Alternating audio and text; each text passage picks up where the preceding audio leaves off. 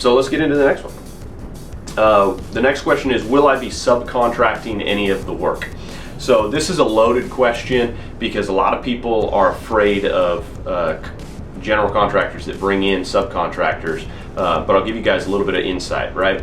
So payroll is the number one expense that I can control, and having everybody on payroll 40 hours a week is a very difficult and expensive task. So I do have a couple of subcontractors that I use. However, the couple of subcontractors that work for me have been working for me for the 8 years that I've been in business. Now, I don't just go and use anybody or bring in new subcontractors on a project. I do not work that way. So the subs that I do have, I've built a relationship with, and they're the only ones that work for me. I don't just go out and get random people and bring in subs to do work. I don't work that way. So to answer the question, yes, I do have some subcontractors. However, they are great subcontractors that have worked for me for a long time and will continue to work for me.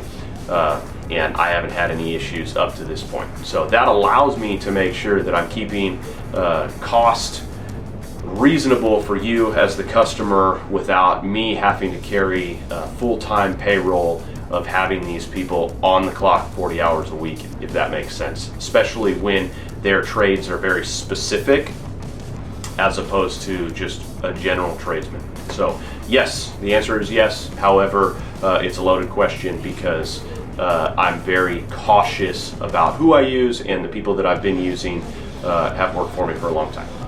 We stay pretty busy, so I got plenty of other projects coming at you, and that's Project Junkeez, baby. That's how we do it. So do me a favor, like, subscribe if that's something that you're into, and we will catch you in the next one.